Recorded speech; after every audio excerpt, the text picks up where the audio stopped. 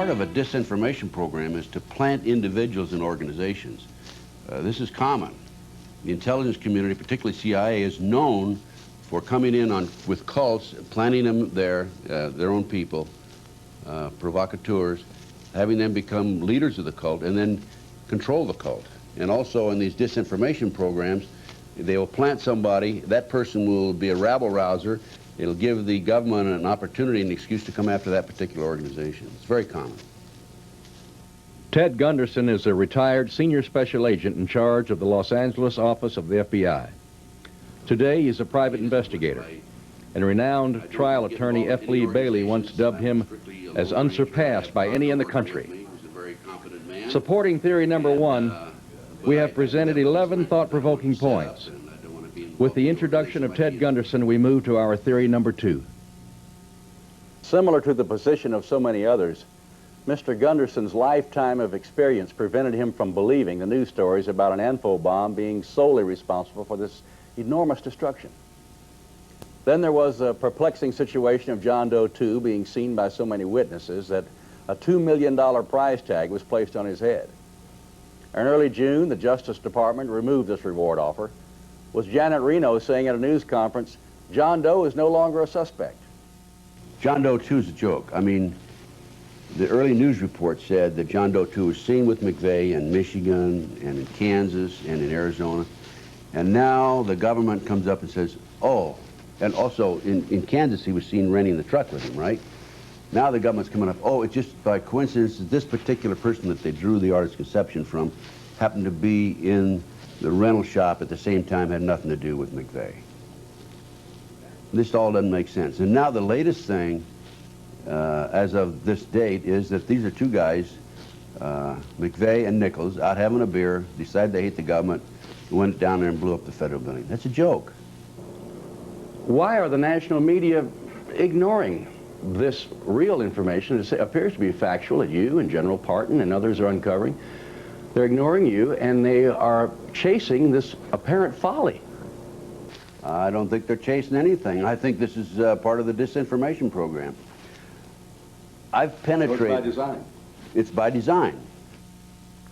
Investigator Gunderson alleges that he has, with others, infiltrated several clandestine organizations whose modus operandi is to compromise political figures and thereby dictate their voting behavior, a technique that has now been expanded to include key figures in the national news media to further the organization's own agendas. It is clear from Pat Shannan's own research that the national news media are aware of the major differences between the evidence and the official version of events in Oklahoma City. However, they still choose to support the official story. A shabby commentary on the condition of the Fourth Estate. So as a result, these people, or some of these people, are running the news media. They're paying the bill, so to speak. So they're being, as far as I'm concerned, the major mainstream media is being manipulated, maneuvered by the businessmen. They don't dare come forward with this 2 detonations and these other theories. Ironically, according to Anthony Summers' new book about your former boss, J. Edgar Hoover, those are the tactics that he became infamous for using from about 1930 to 1970. Well, let me put it this way. I don't think we have time to go into J. Edgar Hoover. I will defend him as a great leader, and he put a great organization together. We had no corruption, virtually no corruption at all when he was the head of the FBI. So I don't think we need to get off onto that subject, but I'll say this, that we didn't have the corruption in the... Ted believes that often the national media will pretend to be interested in things that they really are not. April the 26th, I learned that ABC Television and 4 other members of the media had been into the University of Oklahoma, obtained the information about the 2 detonations. Then about 2 weeks later, ABC TV came to town, called me from a motel, said they wanted to interview me and wanted my material. They couldn't meet with me right at that moment. They said they would talk to me later. And I said, well, in the meantime, I'll fax some material to you at the hotel room or the motel room. I did. I never heard from them again. So they never did the interview? They never did the interview. And I think that they were in town just to find out what I had, because this was early in the investigation. And I had been on a number of radio talk shows and so forth. Plus, I sent out, when this initially broke, I sent out a lot of information on my fax. In fact, I probably sent out over 200 faxes around the country. It was picked up and rerun. Also, it was on the internet. But they didn't want to interview me. They didn't want this they only wanted this information to find out what I had, as far as I'm concerned. And ABC TV had this information earlier. They have never used it. The 2 detonations were mentioned, I understand, on one occasion on CNN, but they haven't been used since then. Ted, it appears that the only way people are able to get the truth from this whole fiasco is from the underground network, so to speak. It seems that even the people in the highest echelons of government are participating in some kind of cover-up. Do you agree with that? I agree 100%. We furnished our material to Senator Arlen Specter early in the investigation. I sent him a fax. Said, I'm former #2 man in the Philadelphia FBI. I was there when you were U.S. Attorney, and I've met him in the past when he was there as the U.S. Attorney.